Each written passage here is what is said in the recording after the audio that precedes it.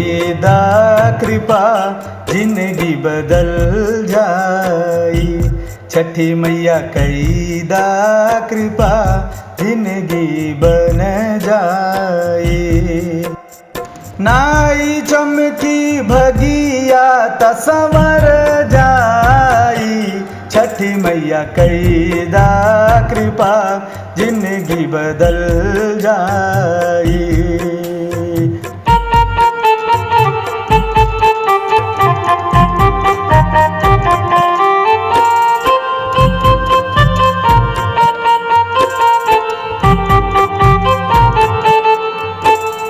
फूलवा के डलियाल संझिया सकारे, फलवा के डोलाल ईख संघारे।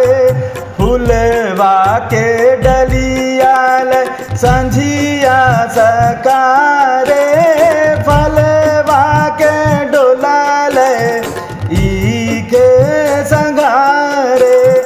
आराघिया दैला माई कैला स्वीकार। छठी मैया कैदा कृपा बिगड़ल बन जाई।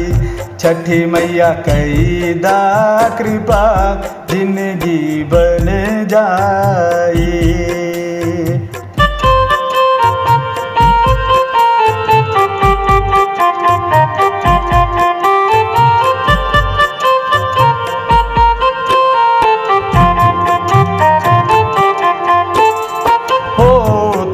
प्रात मैया उगते सूरजवा से विनती करी कर जोरी के माई।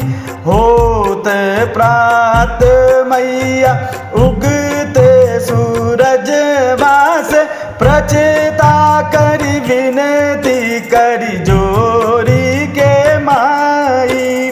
बाड़े दौलत मिली जाई। छठी मैया कैदा कृपा ई बगिया खिली जाई। छठी मैया कैदा कृपा जिंदगी बदल जाई। नाई चमकी भगिया त संवर जाई। छठी मैया कैदा कृपा ई जिंदगी बदल जाए।